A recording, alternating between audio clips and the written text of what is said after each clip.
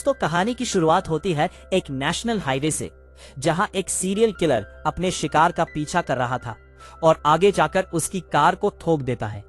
ये इंसान इसे कुछ कहने की बजाय सबसे पहले डैमेज की फोटो क्लिक करने लगता है ताकि उसको इंश्योरेंस क्लेम में मदद मिल सके। ये किलर पहले तो इसे ऐसा करने से मना करता है, लेकिन जब ये नहीं मानता तो उसको एक चाकू से मार डालता है। तभी कहानी घूमती है एक पुलिस अफसर पर, जो कि वारदात वाली जगह का मुआयना करने आया था और इसकी नजर पीछे डैमेज वाले हिस्से पर पड़ती है। सबूत के तौर पर ताई-सुक इसका फोटो ले लेता है। इसके बाद कहानी घूमती है तीसरे रोल डंग-सो पर, जो कि अपने दुश्मन गैंग के लीडर के साथ मीटिंग करने यहां आया था। अभी ये दोनों बात कर ही रहे थे कि तभी इन दोनों के चेले इस लड़ाई में कूद पड़ते हैं। डोंगो को ये बात बिल्कुल भी पसंद नहीं आती, इसलिए वो पहले पहले अपने आदमी को मुक्का मारकर गिरा देता है और फिर दुश्मन गैंग के बंदे के मुंह से दांत निकालकर ग्लास में डालता है और कहता है कि जब दो बड़े बात करते हैं तो बच्चों को बीच में नहीं बोलना चाहिए। डोंगो का ये रूप देखकर इसका दुश्मन भी डर जाता है और डोंगो के कहने पर वो उसी ग्लास की वाइन पी जाता है जिसमें उस बंदे के दांत थे। साथ ही ये डील भी फिक्स कर लेता है। इधर ताई-सुक पुलिस स्टेशन में अपने सीनियर्स को कुछ पिक्चर्स दिखाता है और कहता है कि शहर में कुछ समय से ऐसे ही मर्डर्स हो रहे हैं। ये सब सबूत इस बात को जाहिर करते हैं कि मर्डर करने वाला कोई सीरियल किलर है, लेकिन सीनियर ताइस की बात पर ध्यान नहीं देता, बल्कि गुस्सा होकर उसे बाहर निकाल देता है। अंसू दिखाई देता है, जो डील फिक्स करने के बाद कार में जा रहा था कि तभी पीछे से दूसरी कार उसे ठोक देती है। बाहर निकलकर डंग-सू को सब कुछ नॉर्मल लगता है, इसलिए वह उसे जाने देता है और जैसे ही कार में बैठता है तभी यह शख्स इस पर चाकू से हमला कर देता है। ये वही किलर है जो सबका खून कर रहा था, लेकिन डंग-सू इसके काबू में नहीं आता, इसलिए किलर खुद ही सीने में चाकू खाने के बाद इससे बचकर भाग निकलता है। इसके बाद डोंगू को अस्पताल ले जाया जाता है। डोंगू की यह हालत देखकर इसके आदमियों को लगता है कि यह दुश्मन पार्टी का काम है, इसलिए वह उन पर हमला कर देते हैं। वहीं यह किलर अस्पताल में जाने के बजाय खुद ही स्टेपलर से सीने पर टाके लगाता है और एक बुजुर्ग के कपड़े छीनकर खुद पहन लेता है। अगले दिन जब डोंगो को होश आता है तो ये बताता है कि वह दुश्मन गैंग से नहीं है, बल्कि कोई अलग ही इंसान था। डोंगो उसे तलाशने को ऑर्डर देता है, साथ ही उसकी कार का नंबर भी बता देता है। जांच पड़ताल के लिए ताई-सुक अंसू के पास आता है और उससे पूछता है कि तुमने इस बारे में पुलिस को क्यों नहीं बताया। इस पर अंसू कहता है कि पुलिस से ज्यादा जानकारी तो मुझे रहती है। यह सुनकर ताई-सुक यहाँ से चला जाता है, लेकिन सबूत के तौर पर डोंगो की डैमेज्ड कार का फोटो ले लेता है। डंग-सू किलर का स्केच तैयार करवाता है और पुलिस से पहले उसे ढूंढने के लिए कहता है। इधर यह किलर एक ट्रक से ड्राइवर को मारकर उसका ट्रक हथिया लेता है, लेकिन बाद में उसे दूसरा शख्स भी दिखता है, जिसे मारने के बाद उसका चाकू गलती से सड़क पर पड़ा रह जाता है। ताई-सुक बहुत ही समझदार था। वो ये समझ चुका था कि डोंग-सू पर भी उस किलर ने अटैक किया था, इसलिए वह डोंगो से मिलना चाहता था, पर वह मिल नहीं पाता है। इसलिए ताई-सुक डोंगो से मिलने के लिए उसके कुछ अड्डों पर एच डलवा देता है और आखिरकार डोंगो से मिलने के लिए तैयार हो जाता है। तायू कहता है कि तुम्हारे ऊपर सीरियल किलर ने हमला किया था। खैर ये बात डोंगो जानता था। इस हमले के बाद डोंगो की दादागिरी और खौफ बहुत कम हो गया था, इसलिए डोंगो ने ठान लिया था कि अब तो इसे पकड़ना ही है। डोंगो के आदमियों को किलर की कार और उसका चाकू मिल जाता है, जिसकी खबर डोंगो ताई-सुक को भी दे देता है, क्योंकि ताइस के पास उसके खिलाफ कुछ सबूत हैं। डोंगो तायू के साथ डील फिक्स करता है कि जिसे वो किलर पहले मिला वो उसी का हो जाएगा। दोनों तैयार तो थे, लेकिन प्लानिंग अलग अलग थी। अंसू उसे मारना चाहता था, वही ताई-सुक उसे गिरफ्तार करके कानून के हवाले करना चाहता था। अंसू के कहने पर ताइस किलर का स्केच और चाकू लेकर डोंगो के दूसरे फार्म हाउस पर जाता है, जहां उसके आदमियों को स्केच और कार मिले थे। ताई-सुक यहीं से डीएनए लेकर अपनी इन्वेस्टिगेशन शुरू करता है।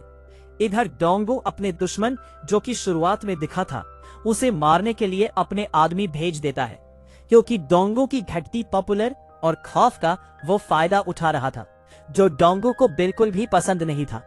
डोंगो यहां चला के दिखाता हुआ वही चाकू देता है जो कि सीरियल किलर का था, ताकि नाम सीरियल किलर का आए, उसका नहीं। डीएनए की रिपोर्ट से इन सबको पता चलता है कि इन मर्डर्स का एक ही कनेक्शन है। अब पूरा पुलिस डिपार्टमेंट उस किलर को ढूंढने लग जाता है। ताइस गुस्से में अंशु के पास जाता है और उसके साथ झगड़ने लगता है, क्योंकि वो जान गया था कि उसने ही अपने दुश्मन को मारा था, लेकिन उसने किलर का चाकू इस्तेमाल किया। डोंगो भी उसे अच्छे से सबक सिखाता है और कहता है, मैंने ऐसा क्यों किया इसका पता तुम्हें जल्दी लग जाएगा। किलर रेस्टोरेंट में खाना खा रहा था, तब उसे पता चलता है कि उसके चाकू से किसी ने खून कर दिया है। अपने नाम का गलत फायदा उठता देख वो गुस्से में आ जाता है और लीडर के फ्यूनरल में पहुंचता है, जहां उसे डॉक्स देता है, जिसे देखकर उसे पास्ट याद आता है। लीडर के आदमी को वो एक नोट देता है जिसमें लिखा था कि मेरे चाकू से तुम्हारे लीडर को मारा गया था, लेकिन ये खून मैंने नहीं किया। साथ ही वो उस आदमी को डोंगो का नाम बताकर वहां से चला जाता है और इस रात वो एक और खून कर देता है। इधर ताइसुक और डोंगो एक साथ इस किलर की खोज करने निकलते हैं, जहां कार पर उन्हें एक फिंगरप्रिंट मिलता है। इससे पहले कि वो इसके बारे में कुछ जान पाते, एक विरोधी टीम का आदमी इन पर हमला कर देता है, जिसे ये दोनों मार डालते हैं।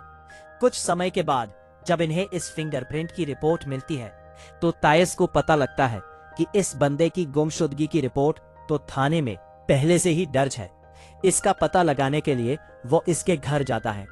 इस घर में हर एक चैम्बर, दवाई की शीशियां और उसकी फैमिली फोटो थे। यहाँ उसे वही शख्स का फोटो मिलता है जिसका स्केच डोंगो ने बनाया, यानी यही किलर था।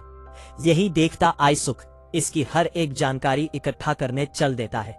इधर डोंगो एक मीटिंग में था, लेकिन कोई भी उसकी बातों को सीरियसली नहीं ले रहा था, बल्कि सामने वाली एक पार्टी की बातों पर डोसू हंसने लगता है, लेकिन फिर गुस्से में उसके मुंह पर थप्पड़ की बरसात कर देता है। इसी बीच ताइसुक को डिपार्टमेंट से एक वॉइस रिकॉर्डिंग मिलती है, जिसे वो डोंगसू को सेंड करता है और इन्हें पता चल जाता है कि यही वो सीरियल किलर है। तायस को पता चलता है कि आखिर वो क्यों एक के बाद एक खून कर रहा है। दरअसल बचपन में उसके पिता उसको काफी टॉर्चर करते थे, जिस वजह से वो मेंटली डिस्टर्ब था। किलर को ढूंढने के लिए डोंगसू ताइसुक के साथ साथ अपने सभी चेलों को उसकी फोटो देकर उसे तलाश करने पर लगा देता है, लेकिन के बाद भी उन्हें ये किलर नहीं मिलता। एक दिन डोंगू बारिश में छाता लिए खड़ा कार खराब होने की वजह से बस का इंतजार कर रहा था, और इधर एक लड़की बारिश में भीग रही थी, जिसे देखकर डोंगसू उसे अपना छाता दे देता है। पहले तो ये लड़की थोड़ा हिचक जाती है, लेकिन फिर नॉर्मल हो जाती है, और तभी यहाँ ताइसुक आ जाता है, जो कि इस लड़की से कहता है कि तुम्हें ऐसे किसी की भी कोई चीज नहीं लेनी चाहिए, कहीं वो कोई क्रिमिनल ना हो। इस पर लड़के कहती है कि मुझे तो आप क्रिमिनल लगते हैं। ये सुनकर डोंगू हंसने लगता है, और ये लड़की डोंगू को थैंक्स बोलकर बस में चली जाती है। इसी बस में किलर भी बैठा था। शाम को जब डोंगू अपने साथियों के साथ डिनर कर रहा था, तब न्यूज में एक लड़की के मर्डर के बारे में पता चलता है। छाता देखकर डोंगू समझ जाता है कि सुबह वाली लड़की को किलर ने मार दिया है। ये देखकर डोंगसू तय करता है कि अब वो उसे जिंदा नहीं छोड़ेगा, इसलिए वो अपने आदमियों को लेकर एक गली में उसे ढूंढता है और फिर एक होटल में भी जाता है, जहां उसे पता चलता है कि वो किलर इसी होटल में रुका है। ये सुनकर डोंगू से पकड़ने का प्लान बनाता है, और जब ये किलर होटल के पास आता है तो उसे एक अलग ही सन्नाटा महसूस होता है, जिसे देखकर वो समझ जाता है कि जरूर कुछ गड़बड़ है। इसलिए वो कार को बिना रोके यहां से ले जाने लगता है। ये देखकर डोंगू और उसका आदमी और ताइसुक उसका पीछा करने लगते हैं, और ये तीनों अलग अलग दिशा में चले जाते हैं। ये किलर डोंगू के आदमी को मार देता है, लेकिन जाते जाते वो डोंगू को बताता है कि मैंने उसे जख्मी कर दिया है, उसका खून बह रहा है। खून के निशान को फॉलो करके डोंगू पार में पहुंच जाता है, जहां उसे महसूस होता है कि गाना गाने वाली लड़की दब आव में गा रही थी। वो डोंगू को इशारे में बताती है कि किलर अंदर ही है। डोंगू भी दबे पाव जाकर उसे पकड़ लेता है और उसे फार्म हाउस ले जाता है। इधर ताइसुक भी जान गया था कि किलर डोंगू के हाथ लग चुका था, इसलिए वो डोंगू को फोन करके कहता है कि इसे तुम कानून के हवाले कर दो। लेकिन डोंगू उसे शर्त याद दिलाकर फोन काट देता है और फिर किलर की खातिर तवाजु किलर कुछ बताने के बजाय हंसता रहता है। यह देखकर डॉस उसके टुकड़े टुकड़े करने की सोचता है और उससे आखिरी बार पूछ कि तुमने उस बच्ची को क्यों मारा। जवाब ना मिलने पर वो जैसे ही उसे मारने के लिए आगे बढ़ता है, वैसे ही ताइसुक के यहाँ काल लेकर आता है और उसे टक्कर मार देता है और ताइस किलर को लेकर यहाँ से पुलिस स्टेशन जाता है। तायू के साथ किलर को देखकर सब ताइस की तारीफ करते हैं और फिर तासुक इसे जेल में बंद कर देता है। अगले दिन ताइसुक डोंगू के सभी ठिकानों पर रेड पड़वा आता है, लेकिन डोंगू शांत रहता है क्योंकि उसके दिमाग में सिर्फ उसी लड़की का मर्डर घूम रहा था।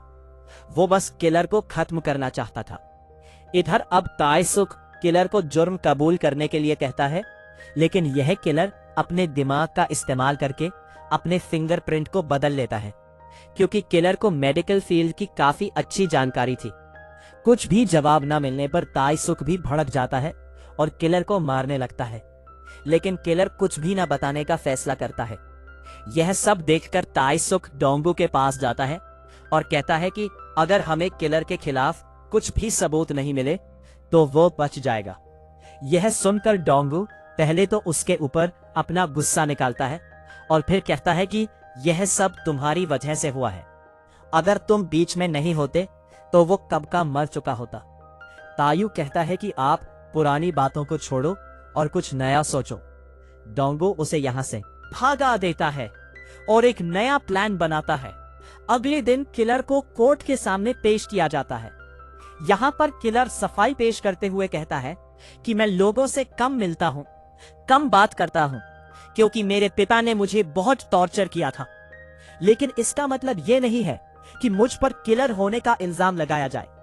कोई भी सबूत ना मिलने की वजह से विक्टिम के पेरेंट्स रोने लगते हैं। इसी बीच वकील एक विक्टिम को बुलाने के लिए कहता है जिस पर किलर ने अटैक किया था, लेकिन वो बच गया और फिर एंट्री होती है डोंगू की। डोंगू जज को बताता है कि इसने ही लोगों को मारा था और मुझ पर भी हमला किया था। इस पर किलर का सरकारी वकील कहता है कि हम एक माफिया की बातों को सच कैसे मान सकते हैं। गुस्से को काबू में रखकर डोंगू कहता है कि ये सब तुम्हारी फैमिली के संग होता तो तुम्हें पता चलता। किलर अंदर ही अंदर खुश था क्योंकि उसके खिलाफ कोई भी पुख्ता सबूत नहीं थे।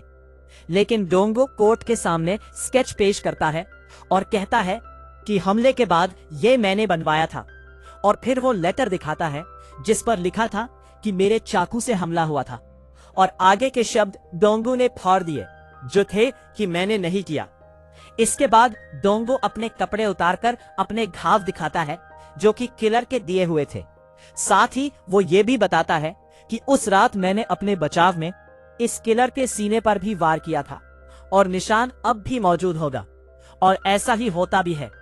ये सब देखकर किलर को मौत की सजा दी जाती है और डोंगू की सजा को कम कर दिया जाता है क्योंकि उसने आत्मसमर्पण कर दिया था। डोंगू की गवाही से तायस को भी फिर से पुलिस डिपार्टमेंट में जगह मिल जाती है क्योंकि उसने किलर को पकड़ने में काफी मदद की थी। इसीलिए डिपार्टमेंट में ऊंची पोस्ट और काफी इज्जत दी जाती है। उसे लास्ट में हमें कैदी जेल में आता हुआ दिखता है जिसे देखकर सब अपना सिर झुका लेते हैं। इसी जेल में किलर भी था जो इसे देखकर हैरान रह जाता है क्योंकि यह कैदी कोई और नहीं बल्कि डोंगू ही था। यहाँ कहानी घूमती है। पास में जब ताइसुक डोंगू से मदद मांगने के लिए आया था तब डोंगू ने कहा था कि तुम मुझे उसी जेल में भेजोगे जिसमें वह किलर होगा, और फिर आखिर में डोंगू हाथ में रस्सी लिए उसके पास जाने लगता है। जब किलर नहा रहा था वो डोसू को देखकर समझ जाता है कि खेल खत्म। दोस्तों, आपको यह वीडियो कैसी लगी हमें कमेंट बॉक्स में जरूर बताएं। वीडियो को लाइक और चैनल को सब्सक्राइब कीजिए।